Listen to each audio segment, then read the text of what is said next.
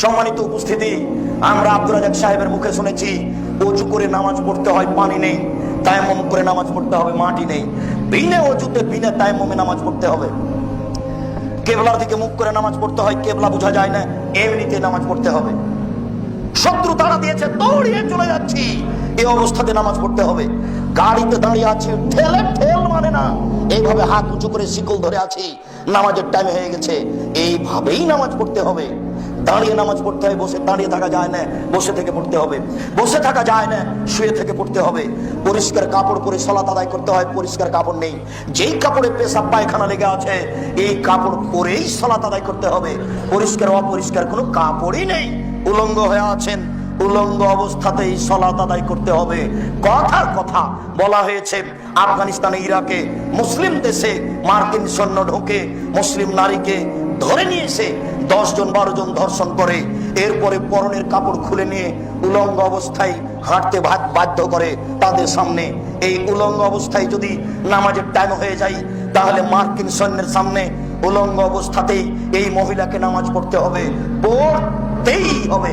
আপনাকে আমি কি দিয়ে বুঝাই নামাজ কি জিনিস? আপনাকে আমি কি দিয়ে বুঝাই নামাজ কি জিনিস? আপনাকে আমি কি দিয়ে বুঝাই নামাজ কি জিনিস? একটা আশ্চর্য ইবাদত, যে মানুষের কোনো অসুবিধা বুঝে না। একটা আশ্চর্য ইবাদত, যার কোনো বদল বিকল্প চলে না। আমি অসুস্থ, একে টাকা দিলাম, ও হজ করলো, হজ আমার হয়ে গেল। এ দেখেন হজের বিকল্প চলে, নামাজের চলে না। আমি অসুস্থ, ফকিরকে খাওয়ালাম, সকাল সন্ধ্যা রোজা থাকলো, রোজা আমার হয়ে গেল। এ দেখেন রোজার বিকল্প চলে, নামাজের বিকল্প চলে না। আশ্চর্য ধরনের ইবাদত। ইমাম আবু হানিফা রাহিমাহুল্লাহ বলেছেন, কেউ যদি অলসতা করে 1 ওয়াক্ত নামাজ ছেড়ে দেয়, তাহলে তাকে জেলখানায় বন্দি করে পিটিয়ে নামাজ পড়াতে হবে। ইমাম আহমদ ইবনে হাম্বল রাহিমাহুল্লাহ বলেছেন, কেউ যদি অলসতা করে 1 ওয়াক্ত নামাজ ছেড়ে দেয়, তাহলে তাকে কুরবানি করতে হবে। বর্তমান আরবি বিদ্বানগণ এখন বলছেন, এই মুহূর্তে আরবি বিদ্বানগণ বলছেন, স্বামী নামাজ পড়ে, স্ত্রী পড়ে না, স্ত্রী পড়ে, স্বামী পড়ে না।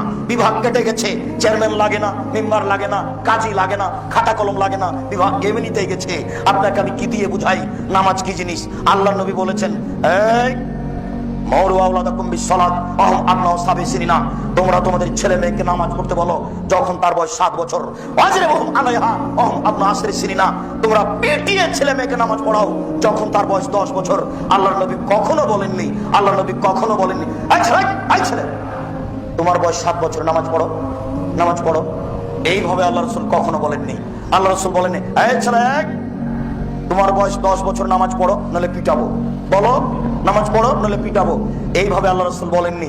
আল্লাহ রসুল বলছেন, তোমরা তোমাদের ছেলে মেয়েকে নামাজ পড়তে বলো যখন তার বয়স 7 বছর 10 পর্যন্ত। আব্বু নামাজ পড়ো, আম্মু নামাজ পড়ো, আব্বু নামাজ পড়ো। কতদিন চলবে? 3 বছর। এবার পিটন, লাঠি, এই দাঁত ভেঙে দেবো, একবারে পিঠের চামড়া তুলে দেবো। আগে নামাজ পড়াই, তারপরে কোনো কথা। এটা কতদিন চলবে পিটন? 5 বছর, 15 পর্যন্ত। এই হলো 5 আর 3 8 বছর নামাজের কর্মসূচি। 5 বছর বয়সের ছেলে নামাজ পড়ে না, তার বাপ বেঁচে আছে, কথা মিথ্যে।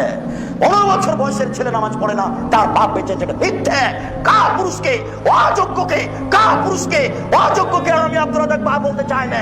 আল্লাহ রাসূল তাকে বারবার বলেছেন, এ কাপুরুষ, তুই বিবাহ করিস না। যোগ যেভাবে ঘুরে বউ সেভাবে চলে, এর নাম ক্ষমতা। যোগ যেভাবে ঘুরে বউ সেভাবে চলে, এর নাম ক্ষমতা। যোগ যেভাবে ঘুরে পরিবার সেভাবে চলে, এর নাম ক্ষমতা।